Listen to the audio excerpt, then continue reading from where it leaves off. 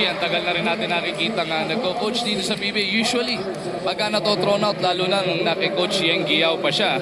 Kaya naman, kilala naman natin ang kalidad nito ni Coach G. Coach Ato, mati-testing. Ngayon, nakalipat na nga po ng kampo sa barangay na po siya. Starting lineups now being introduced. LA Tenorio, Mark Caguioa, DR Lowhorn, Willie Wilson and Chris Ellis will go up against Alex Cabagnot, Ronald Tubit, Junmar Pardo, Arvin Santos, and Elijah Millsap. And it is the white shirts of Barangay Ginebra who wins the tap. LA Tenorio, fresh off his stint with the national team, starting para sa Barangay Ginebra. Immediately they go to the post dun sa kanilang import na si Lowhorn. Naipit nga lang ni Junmar Pardo.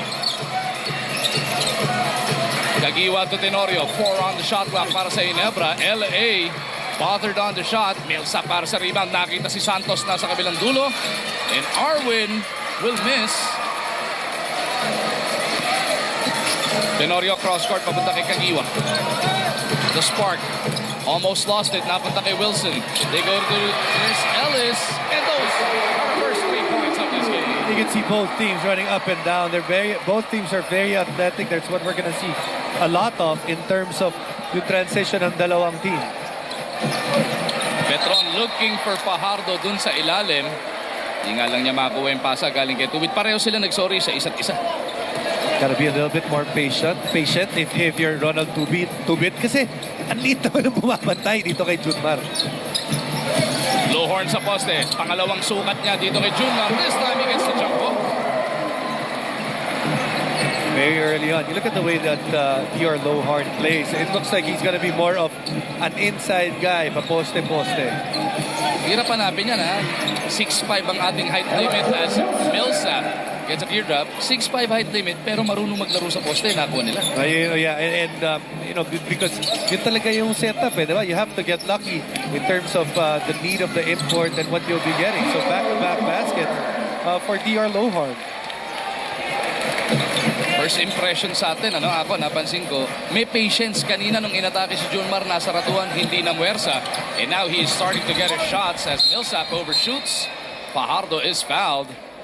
Does look like not to be the greatest of athletes. He's built very well. He doesn't look like yung tipo, the guy that would jump out of the gym. He's kumbaga mas yung mga galaw niya mas tipid, though hindi masyadong matataas sa mga talon, ganyan. Cabagnot getting his first 2 points last time around. Ito si Cabagnot came off the bench. Ngayon, starter na siya para kay Coach G. Abadilla. 7-4 ang nasa ating talaan. Loves that post. You can see that that's really where DR Lowhorn is working. Ellis once again looking for Lowhorn. This time Fajardo closes out on him, forcing that air ball. Cabagnot on the move to a ceiling. Junmar Fajardo, the floater off the turnaround doesn't work. It's a good shot because you get both feet in the paint for Junmar Fajardo. As Mark Caguioa gets his first 2 points. Junmar Fajardo in 28 minutes of action, 12 points, 14 rebounds, Jason. Solid performance. Yes, but did not shoot well. You know, if you're a big guy, you have to be shooting over 50%. Only shot 33% in that game. But here right now, he's 50%, 1 out of 2. Walang makakatapat dito sa 5 ng Ginebra ngayon kay Junmar Fajardo as LA lines it up. Couldn't dial it in. Millsap para sa rebound. The blue shirts on the attack. Millsap looking to go post to post is fouled. At kung si Mark Caguioa yun, ikalawa na niya.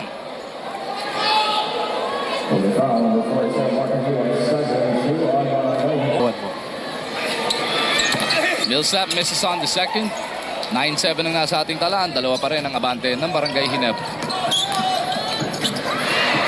LA lost his footing. Turnover is completed here. Millsap all the way. Binigay na ni LA yun. Petron has answered back with his blazing run. Tabla na ang ating labanan. And finish. Sana nga maitabla ang ating bakbakan. Professional player, and that's how it will always be. Balik sa inyo. Grabe, ang nilampasan ni LA, Dante Gonzaldo. Pero yung, because actually yun ang the original Ironman nung panahon natin, yung napaparod natin. Kasi bago na, alam ko, meron pang tinatawag na Ironman. May original pa dating na. Lowhorn now has 6 points.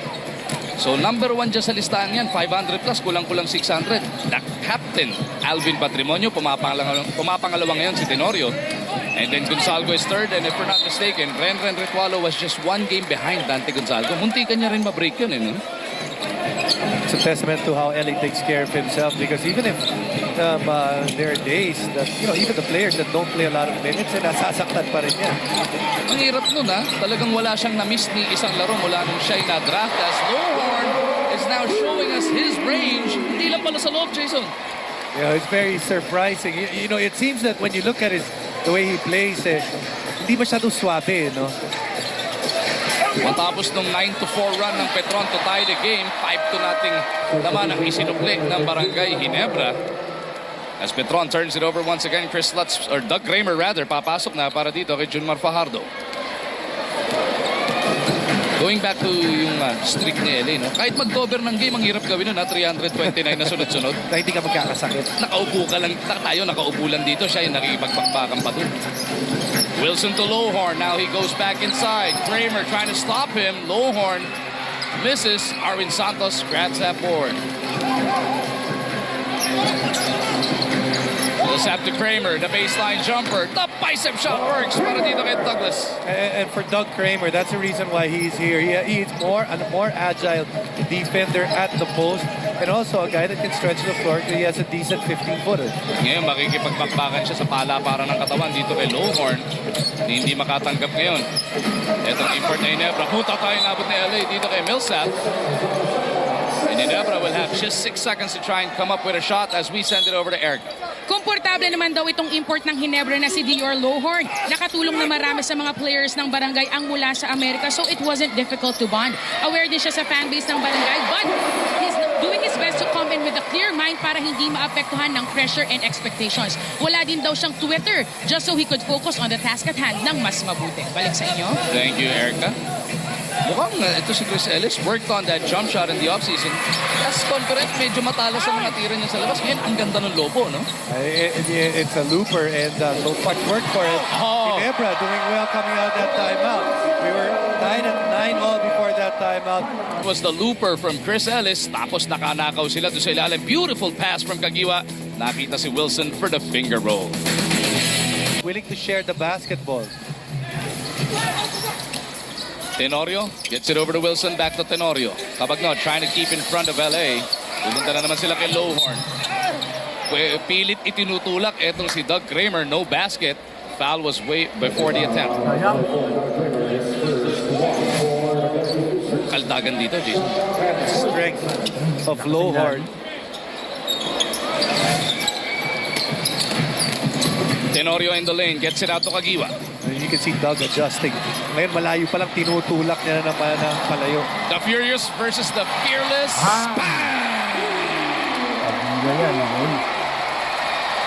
Nilamon ni Mark yung depensa ni Tubi dun. I think safe to say that Mark Kagiwa is healthy once again. Millsap to Tubit, gustong bumawi. Crossover din ang ginamit.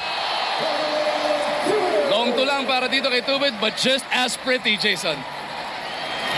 If these two guys, kita mo, ngayon talagang binabantayan na ng gusto ni Tubit. But that's what you see in the PBA. And Tubit forced to give up that foul. Dahil makaka-easy to na. Eto si Lowhorn. Jay, eto na. It's one-on-one. First, it's Mark Kagiwa. Iwan si Ronald Tubit. That's a 3. But you know what? Ronald Tubit, not a slouch himself. Crossover, enough space. 1 point each. Very, very nice from both gentlemen on the floor. Marshall Lassiter checking into the game for the first time. Pagpapahingin si Arvin Santos. Coach G going with 3 guards now with Lassiter, Cabagnot, and Tubit. Sasamahan ni na Millsap and Kramer. Nakakatapat sina Lowhorn, Wilson, Kagiwa, Ellis, and Tenorio. High looper doesn't work. Tenorio looks sa court. LA through a Wilson pick. Still runs into traffic. Di maipagpag. Ito si Cabagnot. Kagiwa na naman with Kramer on top of him. Pulls up for the 18-footer. Couldn't get the bounce. Mahigit 4 at kalahati na lang natitira sa ating first quarter. Kagiwa with a slap. Kagiwa with a leather. Puts it up for Ellis. Sobra lang yung pasa. At hindi ma-recover ng Barangay Ginebra. Good idea right there, but a little bit too much in terms of yung para dun sa pasa ni Mark Kagiwa. Oh. Millsap from the wing. Doesn't work. Kagiwa taps it over papunta kay Lowhorn. Tenorio, tinatawag si Wilson. Nakasil na kontra kay Millsap. Di makakuha yung stretch reverse. Millsap to the corner. Lassiter. Linipat pa sa kaliwang kamay. I think that's the strength of this Petron squad. You look at Yung pang-yo dyan na hindi masyadong ginagamit. As Ellis runs into a double team. Ito na ngayon, Lats, papasok na. and you look at even Millsap can play that guard position. Tenorio to Lowhorn. The 15-foot jumper is good. Ito dear Lowhorn, 13 puntos na. Pag makita mo siya, hindi yung ano, it doesn't give you that impression na magaling na athlete, magaling na player. Pero so far, his shots have been falling. I wonder kung nagkasabayan ba sila to ni Jai Reyes ng talk and text. Kramer out to Kabagnot. The 19-footer doesn't work. Lowhorn really filling up the stat sheets here. Tenorio directing traffic. Lowhorn will offer the pick. Di naman ginamit. LA now will go through it. Hinahanap niya si Wilson. Tapped away by Millsap.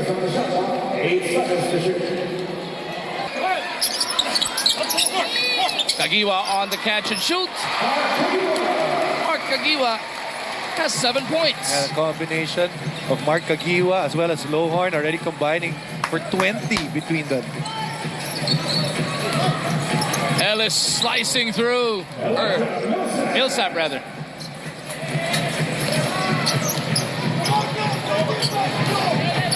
My bad then. Parang ganun. My bad. Lowhorn na naman. Oh, spinning away from Kramer. Pati footwork, pinapakitaan tayo. So far, inside out. Kasi nakakatira na siya kanina sa labas. Work in the paint. So far, really there. And Petron can't find a guy that can match up with him in terms of on the defensive end. Kabagnot. Couldn't bring it home. Nakita natin, ano, kahit yung Barangay Ginebra faithful in attendance is still trying to make it out kung dapat bang mahalin na kagad. Ito si Lowhorn, katulad nung pagmamahal nila kay Vernon Macklin nung nakaraan, ano? But you know, when you look at ito si Lowhorn, he doesn't... As Japet Aguilar is making his way to the scorer's table, palakpakan ng buong barangay sa loob ng Big Dome.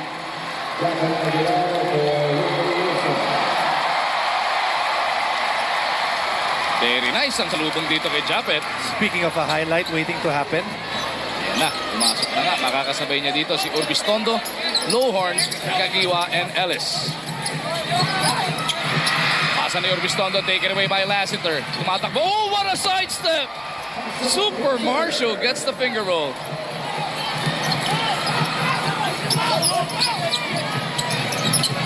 Lowhorn again. Ellis tried to keep it alive. Millsap on the move. Oh! Elijah Millsap with a throwdown. May kasama pang foul.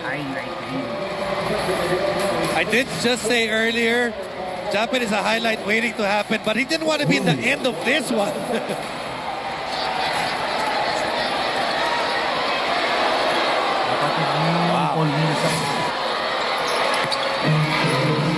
Kompleto pa yung 3-point play na yon, kaya bumaba na sa 5 ang abante ng Barangay Ginebra. Millsap now with 10 points. Aguilar to Kagiwa, back to Aguilar. Hule from behind the Lassiter. Here comes Millsap on the move.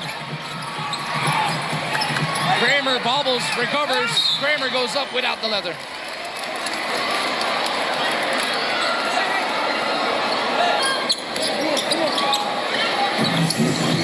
Millsap kontra Japet. Tingnan natin kung makabawi dito si Aguilar.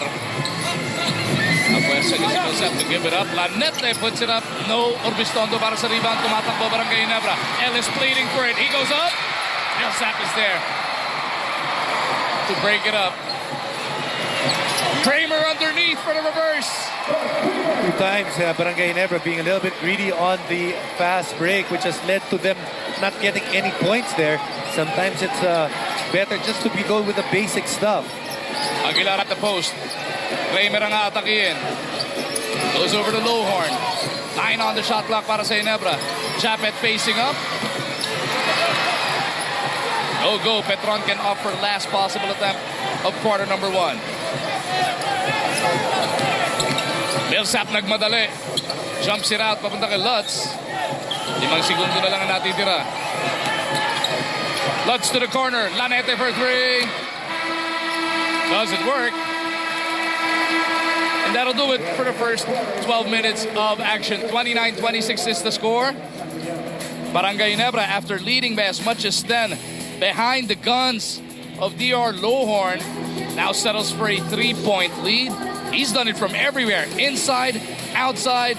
Pinapakita niya na he might just be the total package para sa Barangay.